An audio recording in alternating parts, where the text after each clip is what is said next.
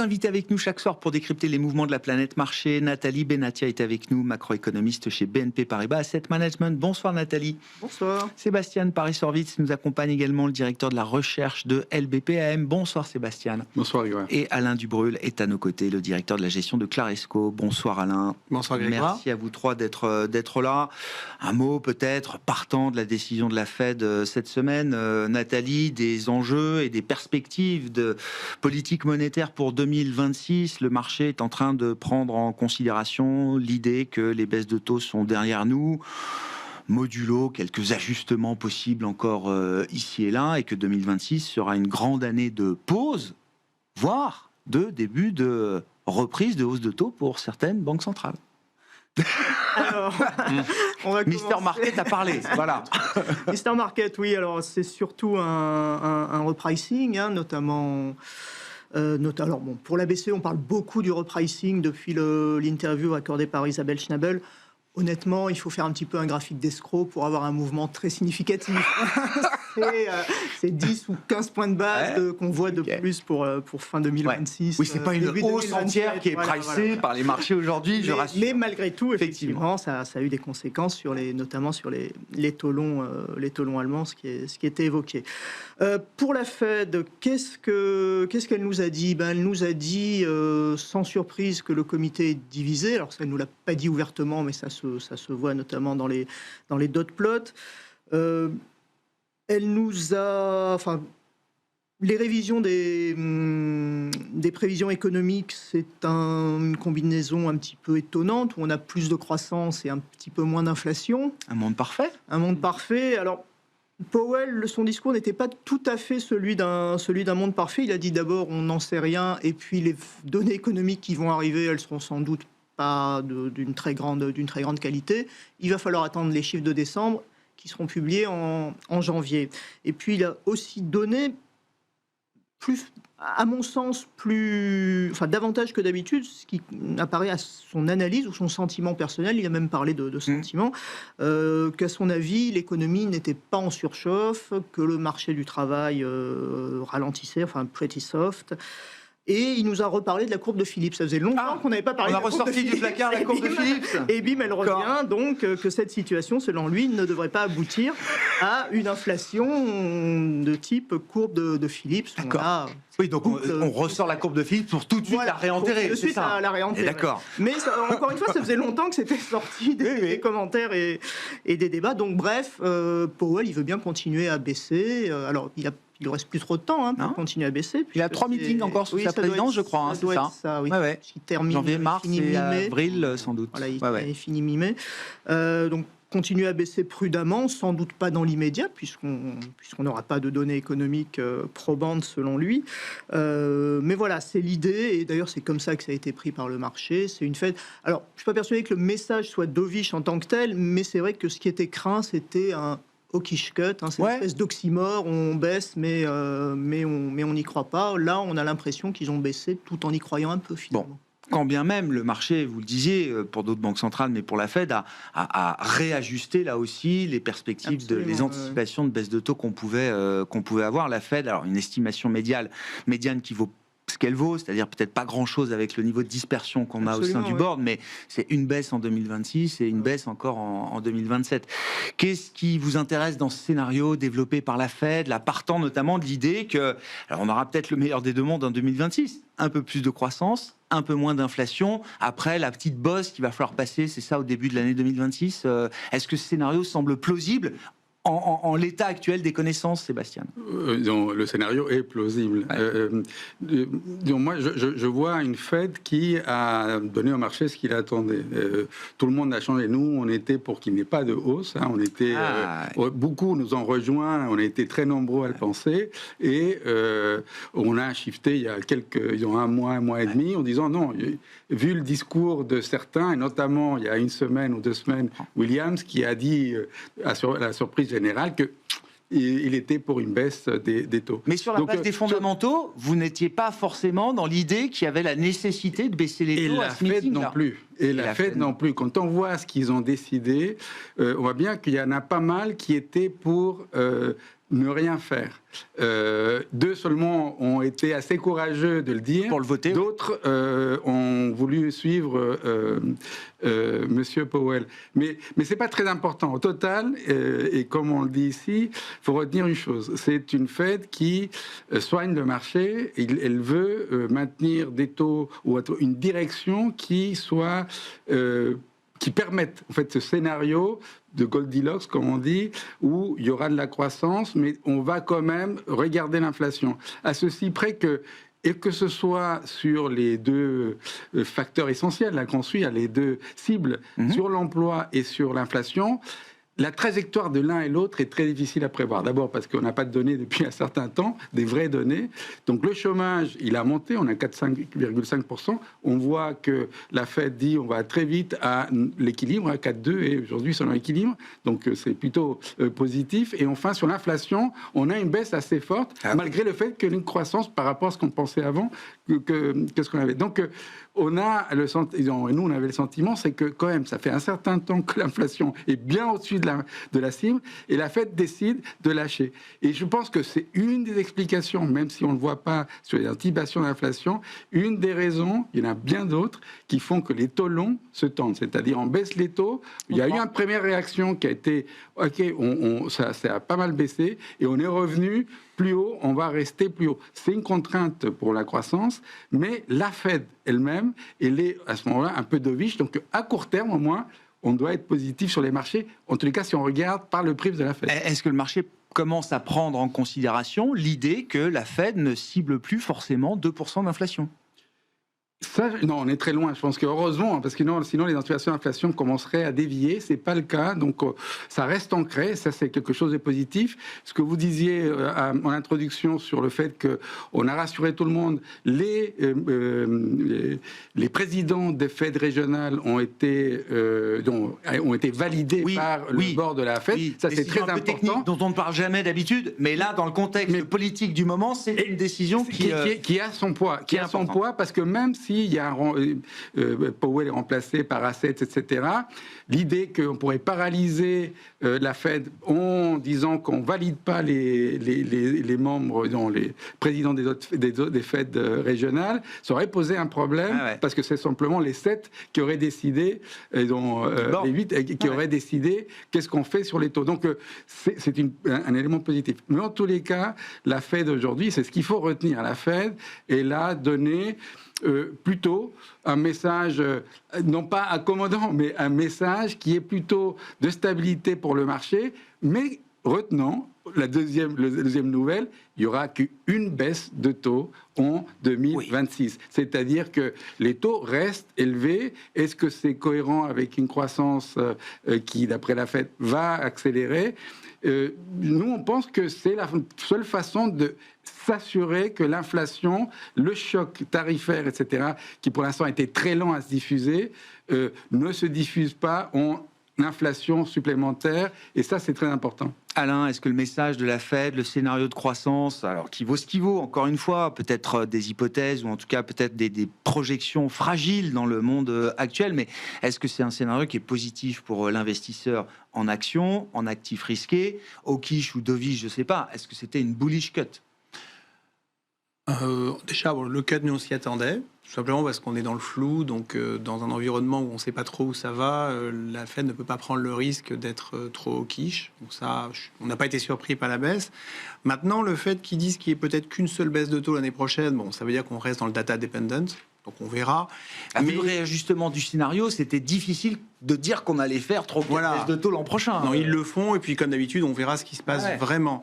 Alors pourtant, je pense qu'il coïncide un peu dans le mood avec cette baisse, c'est que en cette fin d'année, finalement, comme d'habitude, en fait, en tout cas, sous réserve des informations qu'on n'a pas, mais c'est que les États-Unis continuent d'être résilients. Enfin, c'est moins mauvais que prévu. L'inflation est en même temps pas trop horrible. L'emploi, c'est moyen, mais ça va. Donc, au final, tout ça derrière, enfin, en ligne de fond, et la Fed baisse ses taux. Donc, la petite musique qu'on entend maintenant, c'est et 2026, finalement, ça redémarre. En Europe, aux États-Unis, enfin, c'est un petit peu la petite bruit de fond des marchés, avec en plus des taux qui sont... C'est encore une année à plus de 2% de croissance pour les États-Unis. Des taux qui aident. on a touché le fond, ça va aller un peu mieux. Et donc, c'est pas illogique que du coup, sur les marchés, d'abord, le marché globalement est plutôt soulagé, on va dire. Ça reprice un peu sur les taux longs. Oui, ok, mais si finalement la raison de ça, c'est que ça va mieux l'année prochaine, les actions, finalement, elles acceptent. Bon, c'est pas terrible pour les obliges, mais les actions, elles acceptent. Et du coup, c'est peut-être, on a aussi cette forme de ruissellement où on a eu un marché très tiré par la tech. Et si ça va globalement, ça va pas être extraordinaire, mais ça va globalement un peu mieux l'année prochaine, du coup, on revisite un peu tout le reste. Ouais. Bon, tout ça reste et quand évidemment... tout le reste, c'est quoi? Enfin, en priorité c'est tout ce qui n'a pas fait grand-chose. Et puis après, on arrive aussi en fin d'année avec les window dressing, où les gens prennent un peu des profits sur les trucs qui ont énormément marché. Et puis, il y a les courantes, etc. Tiens, vous faites ce qui n'a pas marché. Parfois, en début d'année, il y a des gens qui vont jouer d'autres scénarios. Moi, je trouve ça un peu ridicule, mais ça joue quand même. Donc là, on a un petit peu tendance à un petit peu prendre quelques profits sur les trucs qui ont très très bien marché, et puis revisiter des trucs qui ont peut-être trop baissé, qui pourraient l'année prochaine profiter d'une normalisation. Alors, donc quelque chose très un peu prudent, plus cyclique, par exemple aux États-Unis, oui. Alors le Russell 2000 est sur des sommets, bien sûr, mais c'est assez basique. Oui, mais on attendait le Russell 2000 comme étant le marqueur justement d'un Donald Trump au pouvoir, tourné vers l'économie. Quand je dis ruissellement, c'est-à-dire que il n'y a pas que la tech. On prend un petit peu de profit dans la tech, et puis on remet partout, mais on voit bien que c'est un peu surtout là en ce moment. Il n'y a pas de comment dire, dans la rotation sectorielle qu'on a aujourd'hui, c'est un peu moins de tech, mais c'est un peu plus du reste. J'ai pas l'impression qu'il y ait de gros, une sorte de petite marée montante gentille, mais il n'y a pas de secteur qui se distingue particulièrement, à mon avis. Mais bon.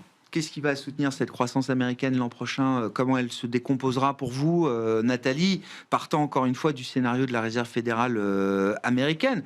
Alors, je ne sais plus, c'est 2,3, 2,4, 2,5 de croissance qu'ils ont l'an prochain? 2,5, j'ai l'impression. 2,5. Mais c'est une croissance de fin d'année. 2,5 en fin d'année, ça nous met quand même une année où on va être à nouveau à un moment au-delà du potentiel.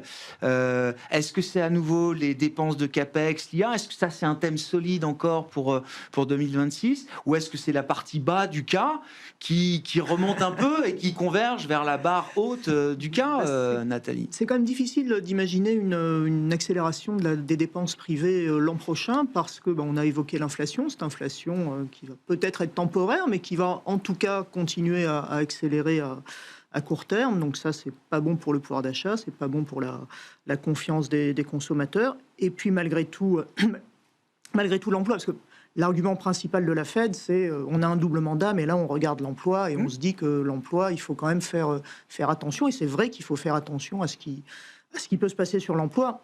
En fait, le meilleur résumé du marché du travail en ce moment, c'est il n'y a pas d'embauche. Alors, tant qu'il n'y a pas de licenciement, effectivement, on a un taux de chômage qui tient à peu près, qui bouge pas, mais il n'y a pas d'embauche. Alors on n'a pas eu les créations d'emplois, mais on a ces Jolt Data qui... Le niveau, le taux d'embauche par rapport à l'emploi est passé nettement sous sa moyenne. Donc ça, c'est quand même un signal important. Donc dans ce contexte, effectivement, d'un emploi qui en tout cas n'est pas dynamique et dont on ne voit pas trop pourquoi il redeviendrait dynamique à court terme, effectivement, la croissance va être soutenue, encore une fois, par l'investissement, et vraisemblablement par l'investissement tout ce qui concerne autour de l'intelligence artificielle, dirons. Et ça va continuer, ça, alors? C'est le problème, dans le propos de tout à l'heure, ce que j'ai envie de nuancer, c'est que, même si l'inflation n'est pas extraordinaire, du côté de la consommation privée, on n'y est pas. Toute la croissance, aujourd'hui, elle est tirée par l'investissement, même en Europe, d'ailleurs, quand on voit les chiffres, c'est pas très différent. Le consommateur est totalement déprimé. On ne peut pas dire que la fiscalité va l'aider beaucoup, on ne peut pas dire que... Déprimé. Non, mais donc il manque un peu de visibilité. Voilà. Et là où le serpent se mord la queue, c'est que les investissements IA, ils peuvent aussi, à la marge, pénaliser l'emploi. En tout cas, dans un premier temps. Donc, il ne faudra pas non plus qu'on investisse trop dans l'IA et que derrière l'économie classique, qui rebondit un petit peu là en ce moment, mais que les chiffres restent décevants et que ça finisse aussi par peser globalement sur la macro et indirectement aussi sur le rendement de ces investissements en IA, parce qu'à la fin, il faudra quand même que... S'il y a des gains de productivité, il faut quand même qu'il y ait des consommateurs à la fin. Alors, s'il y a des gains de productivité très importants, ça pourra se retrouver dans le pouvoir d'achat aussi. Et donc, voilà. Mais... Powell a cité d'ailleurs les gains de productivité à l'occasion de sa conférence de presse. C'est quoi les scénarios de risque aujourd'hui, principaux attachés à cette idée de croissance américaine qui pourrait réaccélérer La difficulté de tout le monde, et quand on regarde l'année qui suit, on se projette à toute l'année, on dit, voilà, ça y est, c'est lancé, on a des politiques on a parlé beaucoup de la politique monétaire, le fait qu'on ne monte plus les taux et qu'on va vers peut-être des petites baisses d'ici 2027, etc., c'est plutôt positif, les taux restent élevés, mais surtout, il y a la politique budgétaire qui va venir aider, toujours l'investissement d'ailleurs, parce qu'il y a un peu d'aide fiscale hein, avec les pourboires, ici et là des petits gestes, mais le reste, c'est pas grand-chose. Parce et notamment l'amortissement accéléré. Hein, et c'est essentiellement ça qui va jouer sur l'investissement, d'autant plus que ça va être bienvenu pour ces investissements colossaux qu'il y a toujours sur tout ce qui est data center, etc., et qui va être important. C'est vrai que l'investissement joue un rôle important, mais il n'empêche qu'aux États-Unis, la conso, c'est essentiel. C'est 80, 70% plutôt du PIB américain. Donc, c'est très important. Et paradoxalement, malgré toutes les craintes qu'on pourrait avoir, c'est vrai que le consommateur, et en partie lié au pouvoir d'achat, qui n'a pas été aussi rogné qu'on pouvait le penser, les salaires ont décéléré, mais pas de façon massive, la conso a tenu jusqu'à maintenant. On va voir que le 4e trimestre devrait souffrir un peu plus parce qu'il y a le shutdown qui va affecter ça, etc. Si on se projette à l'année prochaine, je pense que ça va être aussi difficile que cette année parce que on n'aura pas les mêmes chocs, et ça c'est la bonne nouvelle, on me dit quels sont les risques, on n'aura pas les mêmes chocs économiques directs. Des tarifs, je pense qu'il va se calmer, M. Trump, et donc il n'y a pas ces chocs. Il y a d'autres chocs politiques qui peuvent affecter le marché. Donc je pense que ça c'est l'élément très positif pour la confiance. L'attentisme vient aussi par ces chocs qu'on ne sait pas où vont s'arrêter les tarifs. Je pense que c'est fini, et ça c'est positif. Mais je pense qu'il faut gérer, il va falloir gérer aussi agilement que cette année. C'est-à-dire que le reste de l'année, je ne sais pas ce que ça va donner. Mais le début d'année devrait encore être porteur parce qu'on va avoir les premiers effets importants de la politique budgétaire non seulement aux États-Unis, mais aussi en Europe. Et l'Allemagne a déjà commencé à dépenser, et ça va être positif pour nous. C'est vrai qu'encore une fois, l'investissement. Mais ça fait toujours un peu... ça percole, disons, sur la consommation. Aux US, le consommateur est toujours là. Il va s'affaiblir là, mais il devrait reprendre dès le début d'année par ses aides. Maintenant, à plus long terme, je pense qu'il y a beaucoup d'incertitudes, il y a beaucoup de chocs qui peuvent encore être à craindre. Il y a des chocs financiers. Hein, on voit bien les tensions qu'il y a sur certaines parties un peu plus obscures du marché. On parle de la dette privée. Il faut être très prudent. Nous, on est important là-dedans. Donc, on sait qu'il faut être très prudent sur les choix des investissements qu'on fait. Mais il y a des poches de fragilité parce qu'on a beaucoup cru. Et quand on croit très vite, on sait sur les marchés, à un moment donné, il y a une pause, au moins une pause, si ce n'est quelques morts. Donc, aujourd'hui, nous, on pense que le premier trimestre peut être très porteur encore pour les marchés. Première un peu le playbook de 2025 avant Liberation Day, en fait, c'est ça. Hein. Oui, mais c'était différent parce que début 25, était porté par une croissance très forte. Aux États-Unis, il était porté par une croissance très forte, ce qui n'était pas le cas pour nous. Porté par une croissance, et ça a été très bon pour le début. Et c'est pour ça qu'on a eu un ajustement aussi fort quand il a annoncé ses tarifs colossaux au début. Donc aujourd'hui, le risque financier est peut-être le plus important pour l'économie américaine. Pour tout le monde. Pour tout le monde. Oui, pour tout le monde. C'est pour l'économie américaine. Le premier, c'est celui de la partie obscure, et le deuxième, c'est la partie très visible. C'est qu'on est quand même dans des marchés, ce n'est pas un truc de court terme, une jauge de court terme pour gérer les marchés, mais on a des valos quand même extrêmement élevés. Extrêmement élevés. L'espérance de rendement sur 5-10 ans est assez faible partant de niveau de valorisation. Et la diffusion de la croissance, vous disiez, d'autres secteurs, le marché les joue, il n'empêche que les indicateurs sur le manuf, etc., restent très mauvais, donc... Comment ça va se diffuser, ça reste à voir. L'investissement peut être justement un élément qui soutient les secteurs un peu la traîne. Vos remarques, bien sûr, Nathalie, et puis si on dérive gentiment sur l'économie européenne. Donc la Banque Centrale Européenne va réviser à nouveau dans son set de projection à la hausse la croissance. Hein, la piste a plus qu'été dévoilée par Christine Lagarde ces derniers jours. C'est la deuxième fois consécutive que la BCE va réviser à la hausse la croissance. Ça fait déjà une paire d'années qu'on n'avait pas vu ça. Est-ce que c'est un mouvement qu'on va voir se prolonger en 2026 ? Est-ce qu'on va avoir des surprises positives sur la croissance européenne partant de ce qu'on attend aujourd'hui, Nathalie? Alors, on ne va pas jeter la pierre à la BCE parce que tout le monde a révisé à la hausse la croissance de la zone euro. C'est vrai qu'il y a eu des surprises, une économie particulièrement résistante. Et, plus 0,3 révisé, hein, voilà, je crois, zone euro, alors, PIB. c'est l'arrondi, hein, mais c'est plus 0,3 au lieu de plus 0,2. Effectivement, il y a un acquis de croissance qui est solide, hein, 1,4%. Donc c'est la belle croissance pour la zone euro. Et c'est l'idée effectivement que ça se prolonge, c'est-à-dire qu'on passe finalement d'une économie européenne qui effectivement début d'année faisait du 0,1 péniblement, 0,1, 0,2, puis 0,2, 0,3, et puis 0,3, 0,4. Et c'est vraisemblablement le rythme qui pourrait être adopté l'année prochaine, donc de la vraie croissance, enfin, hein, après beaucoup d'années. Et malgré les tarifs?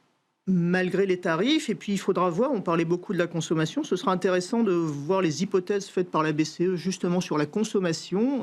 Celle de septembre était relativement conservatrice sur le recours à l'épargne, hein, tout en soulignant que l'épargne, bien sûr, est très élevée dans la zone euro. Donc là aussi, on verra s'ils ont mis un petit coup d'accélérateur de ce côté-là. Voilà, c'est pas parce que dans la projection de la BCE oui, que ça se verra dans les faits. Non, mais c'est intéressant, c'est un exercice intéressant.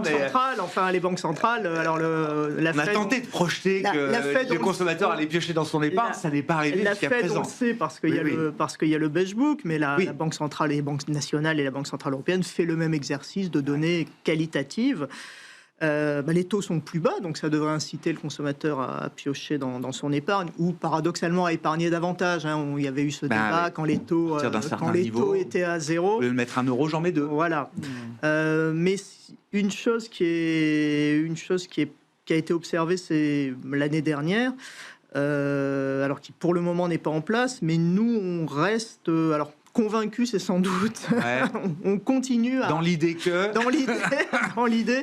qu'on pourrait avoir une baisse supplémentaire, une ou deux baisses supplémentaires, parce que l'inflation dans la zone euro est basse et devrait continuer à ralentir.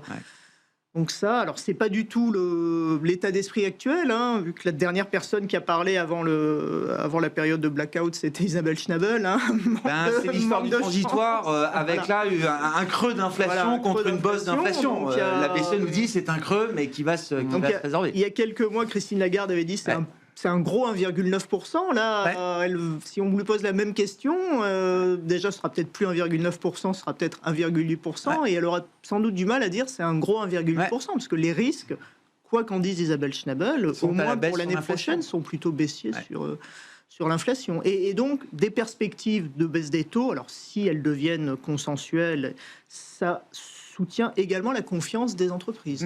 Est-ce qu'on va, dans ce cadre macro, politico-financier pour l'Europe l'an prochain, Alain, est-ce que c'est un environnement qui va permettre de voir redémarrer la croissance bénéficiaire agrégée globale des entreprises, des actions européennes? C'est vrai que là, on termine à nouveau à zéro, ou peut-être même en négatif sur cette année 2025. Sur les résultats par action. Les bénéfices par action. Alors il y a le marché, il y a eu un re-rating, hein, clairement, un peu lié à la baisse des taux. Sur l'année prochaine... il y a quand même des facteurs qui permettent de penser que l'inflation va être modérée. On voit quand même une baisse des prix de l'énergie. On a quand même un dollar qui est quand même beaucoup plus faible en 12 mois glissants. On a des salaires qui sont plus modérés. Et puis l'autre point, c'est que il y a quand même une épargne colossale. Alors je veux bien croire qu'en France, il y a des raisons. Hein. Ça fait 3 ans qu'on fait ça, Alain. Mais je sais qu'on et les Français eux-mêmes le savent. Si l'économie accélère légèrement, les gens se sentent plus à l'aise. Et donc, du coup, il peut y avoir un effet multiplicateur sur la désépargne. En plus, avec des prix plus accessibles. Donc voilà, donc il peut y avoir une dynamique à la marge qui soit plus favorable. Et donc, quand on regarde du côté des entreprises, on a démarré l'année, on attendait plus 8, on va être proche de 0. Oui, juste comme petite parenthèse, désolé, il y a le stock d'épargne. Il y a aussi une dynamique des salaires qui reste quand même positive et donc favorable. Il y a un effet de ciseau positif à celui qui travaille. Hein. Mais ça a des salaires, comme le dit Alain, ça a des salaires. Ça a des salaires. Mais au global, on peut avoir des résultats d'entreprise. Alors le consensus est plutôt proche de 10%, on va dire. S'il y a des bonnes surprises, comme on l'a vu au T3 et que ça se prolonge sur l'année prochaine, pour une fois... D'habitude, on dit plus 10, on termine à 0. Enfin, ça fait plein d'années en Europe. Ça fait 2-3 ans que c'est comme ça. Oui, mais même dans la décennie précédente, bien sûr. Il y en a eu beaucoup des années comme ça. Là, on peut raisonnablement penser que si on démarre à plus 10 et qu'on a un trend plutôt en amélioration, on pourrait les tenir. Et ça serait presque le niveau US qui, lui, était toujours un peu au-dessus, à plus 12, mais on n'est pas quand même sur les mêmes valos. Donc, ça laisse un peu de perspective. Et puis, on a l'Allemagne quand même, où il y a eu un effet d'annonce qui a beaucoup joué au printemps sur les valorisations. Sur le re-rating de 2025 en Europe, il est quand même lié fondamentalement aux annonces de l'Allemagne, de changement de perspective. Maintenant, il faut que ça se passe. Et c'est vrai qu'en plus, concrètement, dans les chiffres des boîtes allemandes, il y a une sorte de... Vous avez vu, je pense, en novembre, il y a une sorte de... Le DAX, il a commencé un peu à... on n'y croyait plus. Il y a un moment un peu déprimant. Oui, on n'y croyait plus. Et puis là, c'est reparti. L'Allemagne revient, l'Allemagne sera là. Le budget a été voté. Voilà. Donc, il y avait un petit vote compliqué. L'Allemagne est quand même un élément important de l'équation. Ouais. Et puis, un petit bonus aussi, c'est que si jamais les choses se calment en Ukraine, le secteur de la défense... compris qu'on en avait quand même besoin, donc je suis pas sûr qu'il souffrira trop longtemps. D'accord. Mais en revanche, il y a toute la reconstruction, il y a toutes ces choses-là. Il y a toujours un petit call qui peut arriver à on ne sait pas quand, mais qui va aider aussi. Intéressant, on voit un groupe de construction arriver au sein du CAC 40 par exemple, aujourd'hui. Mais là aussi, l'idée d'une rotation, qu'est-ce qu'on fait notamment tout le segment croissance, quality en Europe, qui a sous-performé en relatif, peut-être comme jamais par rapport au reste du marché, le luxe, la santé, etc. Enfin, est-ce que là, le luxe, c'est une problématique qui n'est pas qu'européenne, elle est mondiale. Je pense que ça a bien rebondi, on est au prix, mais je reste relativement... D'accord. Enfin, il faut pas les grandes années du luxe. Pour vous, le problème du luxe, c'est que la page est tournée. Il y avait une forte croissance et dans certains pays, notamment la Chine, on n'est pas... Alors ça va mieux, mais on n'est pas convaincu que la surcroissance qu'on a eue depuis 15 ans va se retrouver dans les mêmes proportions. Idem pour les spiritueux. Donc ces segments quality growth, ils ne reviennent pas au niveau disons, de ce qu'on a connu. Il a déjà bien remonté, oui. Mais le luxe, je dirais, c'est pas le secteur le plus évident. Food and beverage, santé, enfin tout ce qui a sous-performé cette année. Santé, mais ça sous-performé, ça dépend des valeurs. Je parle des labos. Parce que on a Novo Nordisk qui est redescendu, mais une Astra fait bien. Non, mais globalement, la santé, ça reste un secteur intéressant avec des boîtes qui sont toujours pas chères du tout et qui sont voilà. Le food and bev, c'est vrai, le problème de la consommation, c'est qu'il a fait qu'elle reparte, mais il y a aussi les choix de consommation. La difficulté, c'est qu'en gros, les personnes âgées mangent moins. Et j'ai l'impression que on est une société où les gens privilégient plus les loisirs que la bouffe. À part en France peut-être, mais quand même, on sent que Donc il y a des arbitrages un peu structurels. Il faut quand même voir que vous mettez en avant. Dans le post-Covid, l'inflation a certainement joué, mais la consommation alimentaire en volume a baissé. Oui, et ça, on n'a jamais vu ça. Donc il y a des effets de richesse, etc. Mais quand même... quand on voit les prix des divas, des places de Taylor Swift, je ne sais pas combien il y en a.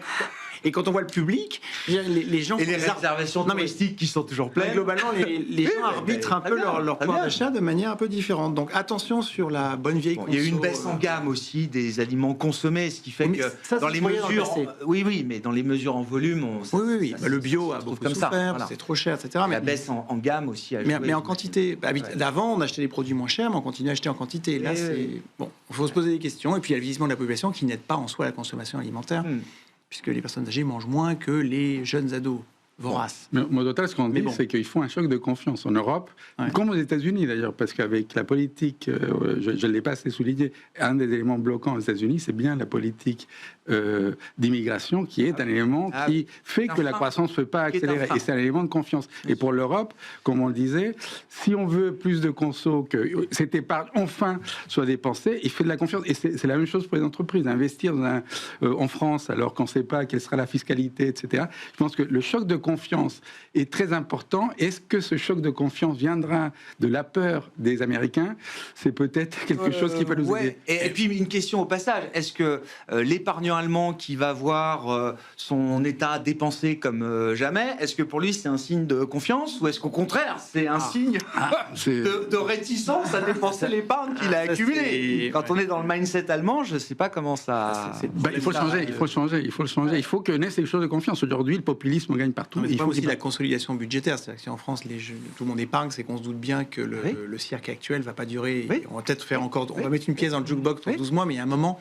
Mais en Allemagne, il y a une partie du discours de dire, oulala, le gouvernement de la marge va nous mettre en faillite. Oui, non, mais ils ont de la marge. Ils ont de la marge, mais l'Allemand à l'ancienne, lui, il a l'impression que son État va faire faillite. Non, on peut vous le dire. Quand on voit en Angleterre le cocktail fiscal actuel, quand même, c'est récessif potentiellement. En France, ça va venir un jour, donc...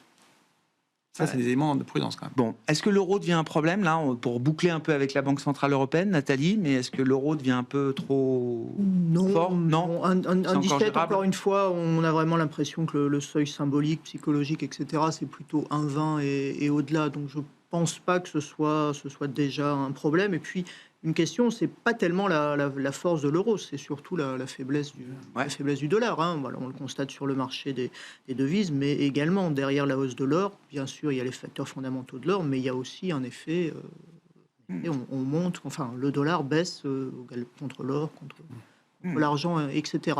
Donc, finalement, la BCE, dans ce contexte, qu'est-ce qu'elle pourrait faire pour l'euro, même si ce n'est pas son travail, bien évidemment, pas grand-chose. Ça peut pas être un argument aujourd'hui au sein du board pour plaider en faveur de cette baisse de taux qu'on a pensé attendre. Non, j'ai pas l'impression que ce soit. C'est pas par là que ça viendra. J'ai pas l'impression, en tout cas pas à ces niveaux. Ouais. Qu'est-ce qu'on peut dire de la sphère émergente, Sébastien? Parce que ça a été là aussi une des grandes révélations de 2025. Quand on regarde les performances de marché à la fin de l'année, que ce soit dans l'univers fixed income, des taux, du crédit, ou dans l'univers action, les émergents sont en bonne place. Et tous les gérants émergents, je discutais avec un gérant de la financière de l'échiquier au sein de LBPM il n'y a pas très très longtemps, la perception a changé. Il y a eu toute cette phase où la Chine a été perçue comme ininvestissable, flaguée comme ininvestissable. Bon, il a suffi de quelques bonnes performances technologiques notamment pour que, hop, tout de suite, la perception change. Et ça va au-delà de la Chine même. La perception du risque émergent a changé. Il y a un vrai changement. Mais une seconde sur la BCE, je pense que la BCE doit baisser ses taux. Nous, on voit bien le marché ne le veut pas et le board ne le veut pas.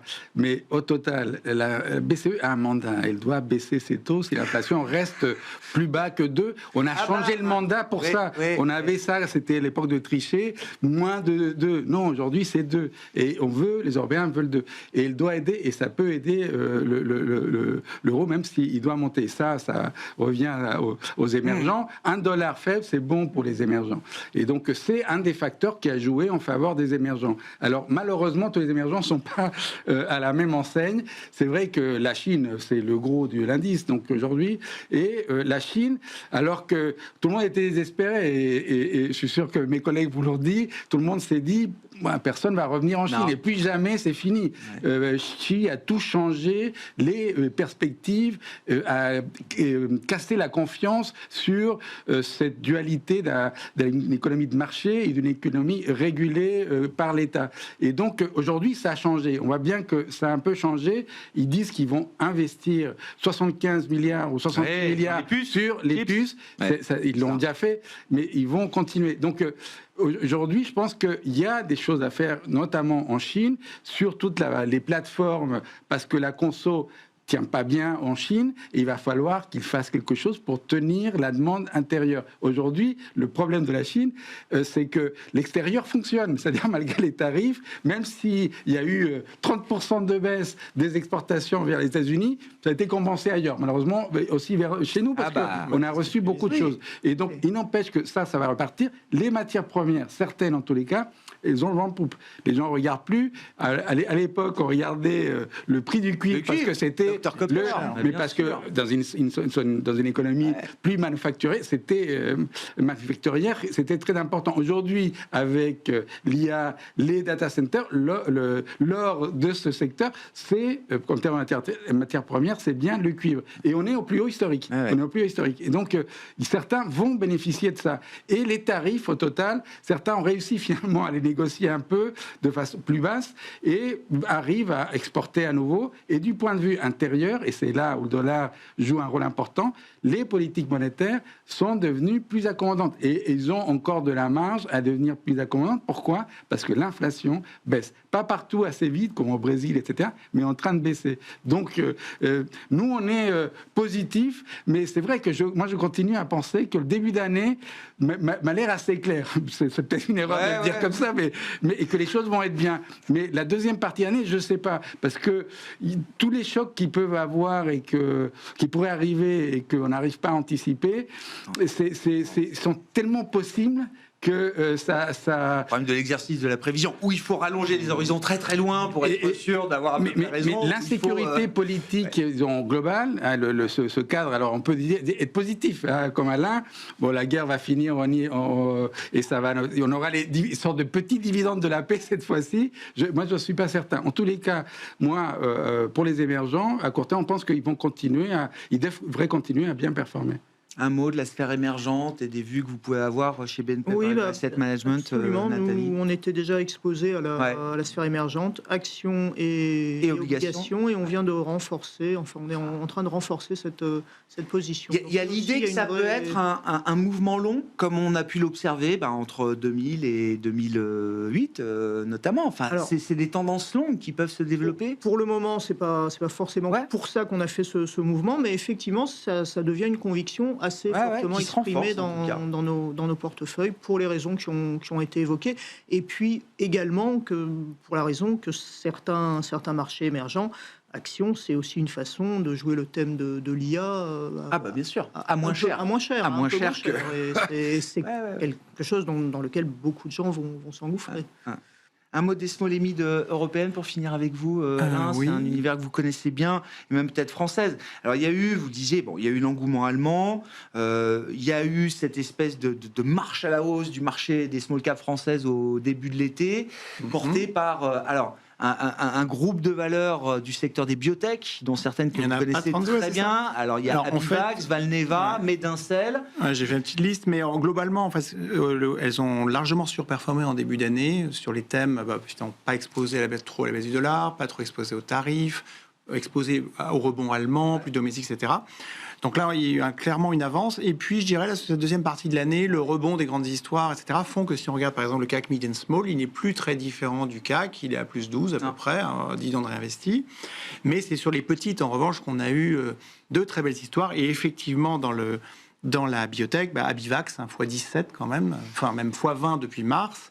On a aussi Nanobiotics x6, DBV x5, Abionics x3, et puis bon... C'est le retour de la biotech, parce qu'il faut aller vite. J'ai connu, moi, toutes les introductions en bourse des années 2010, 2012, de la biotech parisienne. Je les ai tous vus. Toutes les histoires se sont pas très bien terminées. Vous avez cité des BV, il y a eu Genfit. Il y a eu des moments très compliqués et des boîtes qui ont disparu. Dans cette progression, il y a eu deux choses. C'est la première fois que je vois autant de biotech. Il y a eu des vraies nouvelles. Abivax notamment, il se passe vraiment des choses, donc il y a une vraie valeur.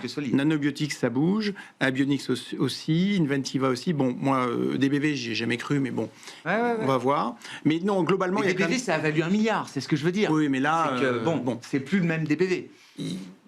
Si, malheureusement, moi je trouve que ça n'a pas tellement avancé. Mais bon, après, il y a des débats là-dessus. Non, et puis accessoirement, il y en a quand même encore beaucoup qui n'ont rien fait. Donc on parle de celles qui ont marché, mais il y a toujours celles qui ne marchent pas. Donc il y a eu quelques pépites qui ont boosté le marché, mais en fait, ce qu'il faut voir, moi je devrais plutôt positivement, c'est que le reste, finalement, il n'a pas tellement. Il y a encore beaucoup de potentiel. Il y a beaucoup de valeurs petites moyennes qui sont très peu chères. Et avec une perspective intéressante, parce qu'on sait que les biotech, il ne faut pas regarder les chiffres d'affaires ou les bénéfices, mais c'est les résultats cliniques, les différentes phases, etc.